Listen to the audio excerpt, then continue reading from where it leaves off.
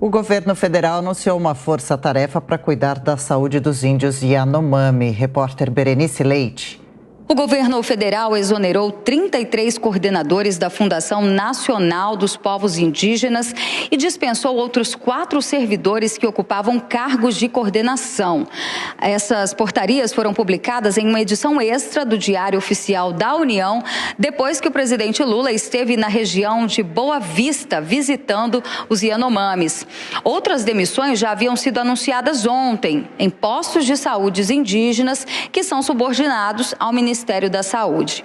De acordo com o secretário de Saúde indígena, as demissões foram necessárias devido à saúde estar aparelhada pelo militarismo. Ele disse ainda que a pasta criada no governo Lula está avaliando em Brasília novos coordenadores e que os cargos não terão indicações políticas.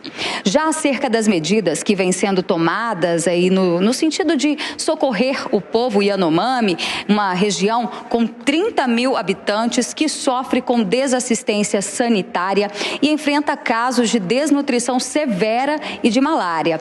Essa desassistência em saúde se agrava ainda mais pela permanência de mais de 20 mil garimpeiros invasores na área demarcada. Isso impacta diretamente na saúde dessas pessoas que vivem ali, porque consomem água contaminada pelo mercúrio. Segundo o secretário da pasta, Ricardo Tapeba, mais de 1.000 indígenas já foram resgatados e há subnotificação de casos de doenças. O Ministério da Saúde, a gente lembra que decretou na semana passada a emergência pública. Foi enviado, inclusive, uma equipe da Força Nacional do Sistema Único de Saúde para Boa Vista, com 12 profissionais que vão fazer a operação de um hospital de campanha que deve ser montado na próxima sexta-feira agora, dia 27. Eles vão prestar serviço na Casa de Saúde Indígena Yanomami e no hospital de campanha que está sendo preparado pelo Exército Brasileiro. Lembrando que ainda serão mais 11 voluntários assistenciais e uma equipe de gestão central. De Brasília, Berenice Leite. Diogo Schelp, uma tribo em perigo, o que o Brasil está aprendendo com o caso Yanomami?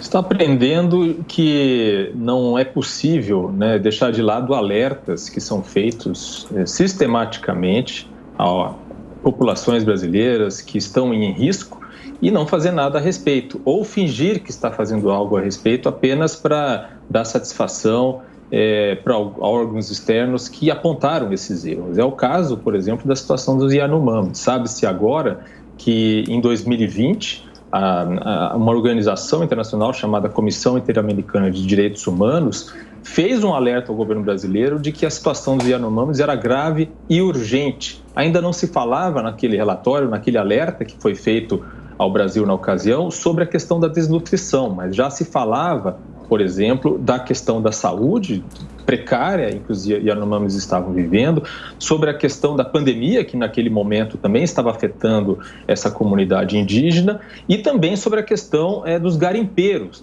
que estava promovendo uma destruição do meio de subsistência dessas comunidades indígenas e também contaminando a água que serve justamente de fonte para esses indígenas, aumentando a concentração de mercúrio, por exemplo, nos peixes, que é a principal fonte de alimento, de proteína para essa população. Então, esse alerta já foi dado em 2020 e o governo Bolsonaro, na ocasião, respondeu que estava adotando medidas contra isso e que tinha planos para resolver a situação dos Yanomamis. Como a gente está vivendo essa situação hoje, isso mostra que o que foi feito não teve o resultado esperado. Fernando Capês, é um cenário complexo, são problemas difíceis de se resolver. De que maneira é possível começar a tomar decisões para que essa situação não se repita?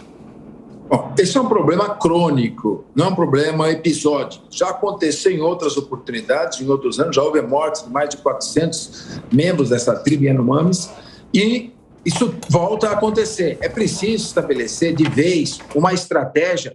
E se houver cooperação internacional, eu digo, com investimento, com dinheiro, não com cobrança, não querendo dominar a Amazônia, mas enviando recursos para cá, efetivamente, e um bom trabalho de prevenção das Forças Armadas de vigilância, está na hora de acabar com esse flagelo do garimpo ilegal e do desmatamento ilegal, que põe em risco, que ameaça não só a Amazônia, a população indígena, mas todo o país e o meio ambiente e o ecossistema de uma maneira geral. Então, agora é importante que seja feito um plano estratégico.